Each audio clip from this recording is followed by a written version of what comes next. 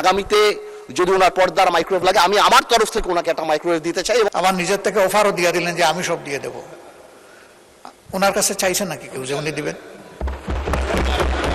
আমি এই প্রথম পয়েন্ট অফ অর্ডারে দাঁড়ালাম এবং আমি জানি এটা সংসদের চলাকালীন বা সংসদ ব্যাপারে হতে হবে, এই জন্য আমি মনে করলাম যে এটা একটা ব্রডার কনটেক্সটে সংসদকে এফেক্ট করে। মাননীয় স্পিকার, আমরা অনেক কষ্টের পরে এই পার্লামেন্ট আমরা পেয়েছি এবং আমি আমার প্রথম স্পিচেও বলেছিলাম যে the best part of the parliament এই যে এখানে স্বৈরাচারের কোনো দোসর বা ফ্যাসিস্টের কেউ নেই।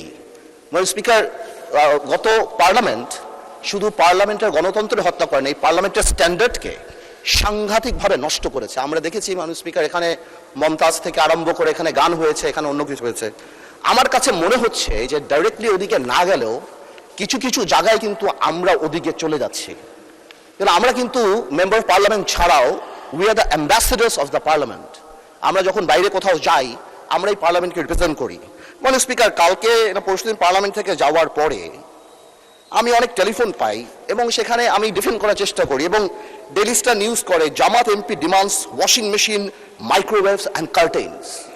এটা আমাকে অনেক লজ্জা দেয় এবং আমি মনে করি এই পার্লামেন্টকে অনেক লজ্জা দেয় যে একটা মেম্বার অফ পার্লামেন্ট এখানে দাঁড়িয়ে যেখানে জনগণের কথা বলবে, যেখানে বিভিন্ন জনগণের দাবির কথা বলবে, সেখানে একজন মেম্বার অফ পার্লামেন্ট দাঁড়িয়ে উনি ওয়াশিং মেশিন পেল না, মাইক্রোওয়েভ পেল না, কার্টেন পেল, সেই ব্যাপারে দাঁড়িয়ে কথা বলবে। যেখানে আবার বলা হয় যে আমরা গাড়ি নিব না, আমরা প্লট নিব না এই ব্যাপারে, তাহলে আমার কাছে মনে হয় মাননীয় স্পিকার যে আসলেই যদি গাড়ি আর প্লট যখন ওনারা বাদ দিল তখন ওনাদের বুকের উপরে কত বড় পাথর চাপা দিয়ে বাদ দিতে হলো যে মাইক্রোওয়েভ আর ওয়াশিং মেশিনের জন্য এই পার্লামেন্টে দাঁড়িয়ে কথা বলতে হচ্ছে।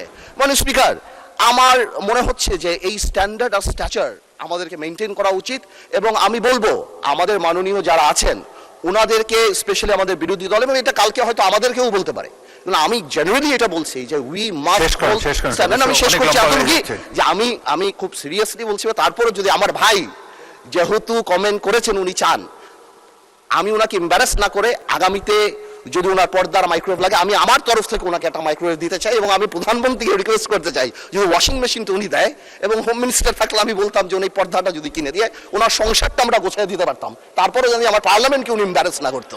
আপনাকে ধন্যবাদ স্পিকার। মাননীয় সদস্য, পয়েন্ট অফ অর্ডারের মধ্যে পড়ে না। দ্বিতীয়ত, যে সদস্য বাজেট সেশনের উপরে বক্তব্য রাখতে গিয়ে বলেছেন, বাজেট সেশন এমন একটি সেশন, বাজেট বক্তব্য এমন একটি বক্তব্য সেখানে অনেক বিষয়ে বক্তব্য রাখা যায় এবং তাছাড়া একজন সদস্য তার সুবিধা অসুবিধার কথা বলেছেন। আমি মনে করি এটা সংসদের না বললেও ভালো হতো, কিন্তু এটা বলে এমন কোনো গর্হিত অপরাধও তিনি করেন নাই। আমাদের হাউস কমিটি আছে, সেখানে আমরা সংসদ সদস্যদেরকে আসবাবপত্র ইত্যাদি আমরা দিয়ে থাকি।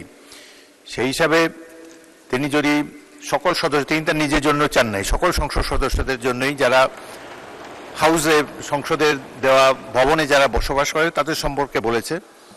সুতরাং এটা এমন কোনো গর্হিত অপরাধ হয়নি। তবে আমি মনে করি না বললেই ভালো হতো, এতে জনমনে অন্য ধরনের ধারণা হতে পারে। তবে এটি তো তাদের প্রাপ্য হতে পারে, এটা এমন কিছু বড় জিনিস নেই। এই সামান্য জিনিস নিয়ে এটি নিয়ে আর তর্ক বিতর্ক করতে চাই না, কারণ এটি নিয়ে বিতর্ক করলে আবার খারাপ মেসেজ যাবে বাইরে। তো ভবিষ্যতে বক্তব্য রাখার সময় আমরা সবাই কেয়ারফুল থাকবো। যেসব জিনিস পার্সোনালি আপনি যদি হাউস কমিটির চেয়ারম্যান আছেন, সদস্যরা যদি তাকে জানান, তারাই এটার সমাধান করতে পারবেন। মাননীয়, এটা আমি চাই না আপনি অন্য কোনো বিষয় বললে বলেন, এটা সম্পর্কে আর শুনতে চাই না।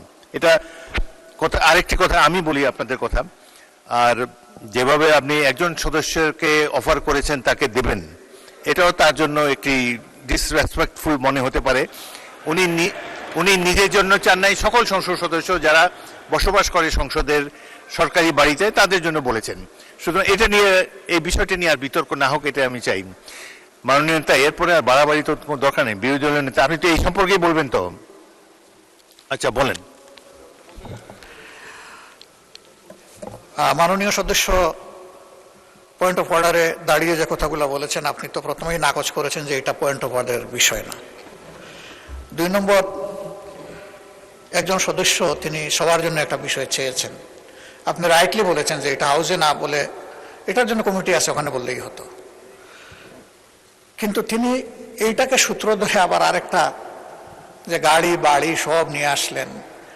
উনি তো আমি মনে করি একজন বিজ্ঞ পার্লামেন্টারিয়ান, আবার নিজের থেকে অফারও দিয়ে দিলেন যে আমি সব দিয়ে দেব।